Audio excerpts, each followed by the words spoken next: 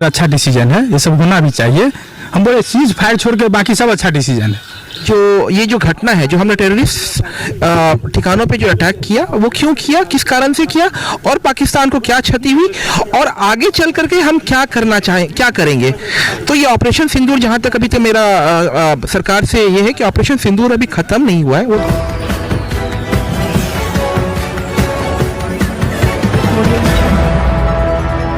बड़ा सवाल होता है कि जब सीज फायर पर बात चली, और हमने भी देखा कि अगर गांव घर में झगड़ा होता, आप भी देखते होंगे, तो कोई बड़ा आदमी पहुंचता है, कहता है कि नहीं झगड़ा मत करो, शांत हो जाओ, नहीं तो फिर और घटना हो जाएगी। तो वो मेल मिलाप करता है। यही अमेरिका किया। वो थोड़ा सा दबंग है, ताकतवर है, पैसे से अधिक है, तो दोनों को समझा दिया झगड़ा उगड़ा मत करो, क्रेडिट ले लिया। ये सबसे बड़ा बात है जिसको विपक्ष मुद्दा बना। अमेरिका ओसामा बिन लादेन से समझौता किया था, उस पर भी आतंकवादी हमला ओसामा बिन लादेन किया था, तो वो समझौता किया था। फिर काहे हम लोग समझौता करेंगे। हम लोग तो मोदी जी को इसी आशा में लाए, लेकिन हिंदू के दुर्भाग्य में लिखा हुआ, हिंदू के साथ बहुत बड़ा दुर्भाग्य है, किस्मत खराब है। जो हम लोग जिसको लाते हैं सब वहाँ जा कर के गद्दी पर बैठ कर के सब ऐसा ही हो जाता है। सीज फायर सबसे वर्स्ट डिसीजन है, सबसे गलत डिसीजन है। इसका बिहार विधानसभा चुनाव में असर पड़ेगा, क्योंकि विपक्ष अलग मुद्दा उठा रहा है, इसी सीज फायर का मुद्दा उठा रहा है, तो इसका असर पड़ेगा बिहार विधानसभा चुनाव में। कुछ नहीं होगा तो भाजपा है कोई वोट, आखिर ऑप्शन नहीं है लोगों के पास। अभी इसको हटा करके राहुल गांधी जैसे और लालू यादव जैसे आतंकवादी को लोग वोट तो नहीं दे देगा। वोट तो होगा इसी गठबंधन को, लेकिन मोदी जी को जो जिस तरह का छवि था वो जीरो पर ले आए अपना छवि, समझे। वही एक तो गलती किए और सब कुछ। तो क्या करना चाहिए, क्या करना चाहिए, ताकि, क्योंकि देखिए चुनाव आएगा, सब आप सवाल जवाब पूछेंगे, इसलिए 7 सदस्य संजय झा ने वहां जाकर के पूरा डिप्लोमेटिक तौर पर बताया है। वहां पर क्या लगता है कि संजय झा ने जिस तरह बताया है, जापान का उन्होंने पूरा वीडियो शेयर किया है, इसका असर पड़ेगा चुनाव में भी? नहीं, ये सब तो खैर अच्छा डिसीजन है, ये सब होना भी चाहिए। हम बोले सीज फायर छोड़ के बाकी सब अच्छा डिसीजन है, लेकिन भाई राजा है तो राजा बन के रहिएगा ना। शासक को हमेशा क्रूर होना चाहिए। भाई हमारे यहाँ मार दिया तो उसके यहाँ हम नहीं मारेंगे, छोड़ देंगे उसको, और इसी भाषा में समझने वाला है। आज तक तो देखिए वाजपेयी जी से लेकर के आज तक 25 साल में क्या हुआ, 25-30 साल से हम लोग तो यही वार्ता करते आ रहे हैं। कभी समझने वाला है। उस कितना अच्छा मौका था, फिर दोबारा ऐसा मौका मिलेगा। अच्छा, सिंधु जल परियोजना इसको ठप करके कहा गया कि हम नहीं मानेंगे, ये स्थिर रहेगा, तो क्या लगता है इससे पाकिस्तान घुटने पर आ जाएगा, या फिर वो अपनी हरकत करेगा ही? देखिए वो उसको देंगे तो भी हरकत करेगा, और नहीं देंगे तो भी हरकत करेगा। तो काहे नहीं हम उसको पानी देंगे ही नहीं, पानी नहीं देंगे, अपना जो हरकत करना है करे, उसको फिर से जवाब दिया जाएगा। अंतिम सवाल, लगता है कि इस बार जो तेजस्वी के खिलाफ जो मोर्चा है, चिराग पासवान, नीतीश कुमार, मोदी, ये 3, और उधर जो आ रहा है महागठबंधन में कांग्रेस, कितना अंतर होगा सीटों का पिछले बार की तुलना में? बहुत अंतर होगा। 2010 का चुनाव फिर से रिपीट होगा। अब देखिएगा 2010 में जिस तरह का रिजल्ट था ना, वही रिजल्ट फिर से रिपीट होने जा रहा है, उसमें कहीं दो राय नहीं है।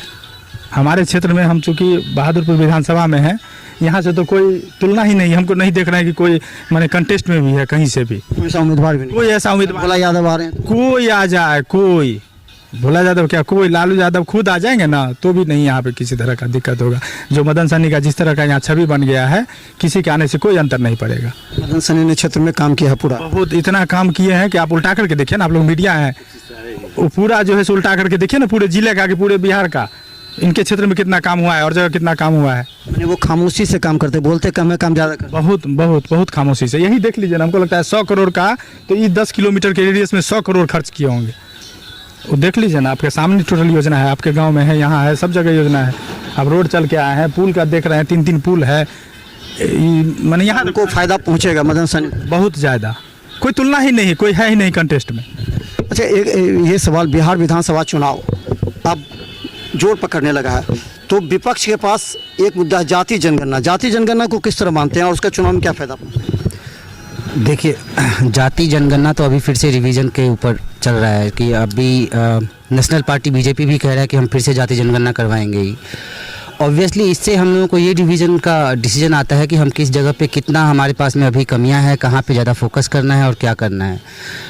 प्लानिंग बहुत अच्छा था, एग्जीक्यूशन अगर इन्होंने ढंग से किया या नहीं किया वो डिपेंड करता है अब गवर्नमेंट के ऊपर में। पहले आरोप लगाए गए थे कि जाति को कम करके दिखाया गया है और किसी को बढ़ा के दिखाया गया है, तो प्रत्यारोप हमेशा लगता रहेगा, पक्ष और विपक्ष हमेशा अपनी बात कहती रहे। वोट पर असर पड़ेगा। वोट जो एनडीए का वोट है उसमें कमी आएगी जाति जनगणना से या फिर बढ़ेगा? देखिए एनडीए का वोट अब कमी नहीं आने वाली है बिकॉज ऑफ ऑपरेशन सिंदूर जैसे आपने देखा, प्लस जो डेवलपमेंट चल रहा है 119D का जो पैकेज है, मदन सैनी जी अच्छा काम कर रहे हैं, गोपाल जी ठाकुर जी अच्छा काम कर रहे हैं, तो उस सब से फ़र्क नहीं पड़ने वाला है। उल्टा जो जैसे इन्होंने कहा 2010 फिर से ही आने वाला है।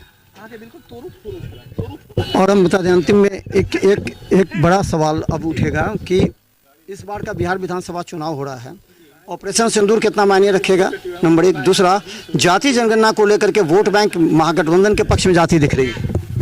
सबसे पहले तो मैं आपके पहले सवाल का जवाब देना चाहूँगा, ऑपरेशन सिंदूर को लेकर के क्या असर पड़ेगा। जी, ऑपरेशन सिंदूर जो हुआ था, जो इन लोगों ने 26 भारतीयों को मार दिया, उसके खिलाफ हुआ था सिंदूर। और मैं तो देख रहा हूँ कि पहली बार भारत सरकार ने इतना सख्त कदम उठाया है आतंकवादियों के खिलाफ जो पहले ही उठाना चाहिए था। उन्होंने एक बात में एम्फसाइज करना चाहूँगा इसमें कि उन्होंने पाकिस्तान पे हमला नहीं किया था। पाकिस्तान में जो आतंकवादी ठिकाने हैं, जहाँ पे आतंकवादियों को ट्रेनिंग मिलती थी, जो उनका बेस कैंप था, वहाँ पे हमला किया और उनको नष्ट किया। साथ में पूरे विश्व को जो है, पूरे विश्व में अपने जो है टीम्स भेजे हैं, साउथ ईस्ट एशिया में, लैटिन अमेरिका में, हर जगह जो टीम भेजी और साथ में एक ब्रीफिंग जो है वो तैयार हुई। उस ब्रीफिंग के तहत यह कहा गया कि ये जो घटना है, जो हमने टेररिस्ट ठिकानों पे जो अटैक किया, वो क्यों किया, किस कारण से किया और पाकिस्तान को क्या क्षति हुई और आगे चल करके हम क्या करना चाहें, क्या करेंगे। तो ये ऑपरेशन सिंदूर, जहाँ तक अभी तो मेरा सरकार से ये है कि ऑपरेशन सिंदूर अभी खत्म नहीं हुआ है, वो तो स्थगित हुआ, वो चल रहा है, स्थगित भी नहीं हुआ है, सीज फायर हुआ है। दोनों अंतर अलग अलग चीज़ें हैं। सीज फायर हुआ है, ऑपरेशन सिंदूर अभी भी चल रहा है। वो पाकिस्तानी अगर हमला करेंगे, टेररिस्ट अटैक होगा, तो फिर उनके टेररिस्ट बेस कैंप पे अटैक किया जाएगा। यही है ऑपरेशन सिंदूर, ये अभी ख़त्म नहीं हुआ है। मैं इंडियन एयरफोर्स की जो स्टेटमेंट आई है, मैं उसको रिपीट कर रहा हूँ। सीज फायर हुआ है, सीज फायर का मतलब होता है युद्ध विराम हुआ है, लेकिन ऑपरेशन सिंदूर जो है, ये ऑपरेशन चल रहा है। आपका दूसरा सवाल था कि इससे जो है बिहार विधानसभा चुनावों में ऑपरेशन सिंदूर का क्या असर पड़ेगा। तो हम लोग तो ये समझते हैं कि भारतीयों को जो है इस तरह से जो है 7वीं सदी से जो है मुसलमान लोग जो है मारते आए हैं, चाहे वो मोहम्मद गौरी हो, मोहम्मद गजनवी हो। तो ये पहली बार हमको दिखा कि भारत ने इस तरह का साहसिक कदम उठाया और जिन लोगों ने भारतीयों को अभी तक मारा है उसके खिलाफ जो है इस तरह का एक्शन हुआ है। तो मैं तो समझता हूँ कि भारतीयों की जो एक सॉफ्ट छवि है वह अभी के सरकार के प्रति और ज़्यादा हो गई है और वो होनी भी चाहिए। जी, काफ़ी फायदा पहुँचेगा। तो हम बता दें, देखिए, दो बातें सामने आई है। जनता जो बोलती है उसका काफ़ी महत्व है और वही भाषा नेता भी कभी कभी विधानसभा और लोकसभा में बोलते हैं, क्योंकि उनके क्षेत्र की जनता बोलती है। दो बातें, ऑपरेशन सिंदूर को सही माना है और ये युद्ध विराम है, अभी स्थगित नहीं है, ये लगातार जारी है, ये भी कहा जा रहा है। दूसरी बात, ऑपरेशन सिंदूर से बिहार की राजनीति पर बड़ा असर पड़ने वाला है। अगर कहें विभिन्न विधानसभा में, दरभंगा के 10 विधानसभा में एक ललित यादव जीते थे और 9 विधानसभा जो एनडीए के गठबंधन में थी। इस बार क्या ऑपरेशन सिंदूर से बिहार की राजनीति में असर पड़ने वाला है? और इस बार निश्चित तौर पर लोगों का कहना है एनडीए फिर इस बार 2010 में जिस तरह विजयी हुई थी, इस बार वही परचम लहराएगी। दोनों से फायदा इस बार एनडीए को होने जा रहा है, क्योंकि मदन सैनी ने भी इस क्षेत्र में काफ़ी काम करके जनता के बीच में दिखाया है कि वो ऑपरेशन सिंदूर ही नहीं बल्कि विकास के बल पर भी चुनाव जीता जा सके। देखते रहिए बिहार मिसाल न्यूज़, यूट्यूब पर सब्सक्राइब कीजिए, GTPL, सिटी केबल और दर्श चैनल पर लाखों लोग हर घंटे में देख रहे हैं।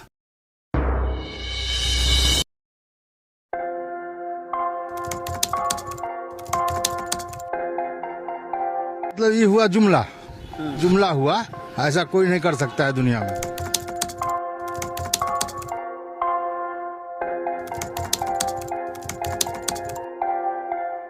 वोट बैंक के लिए तो कोई कुछ कर सकता है, मतलब वो इलेक्शन टाइम है, डोर टू डोर आएंगे, कहेंगे कि ये वोट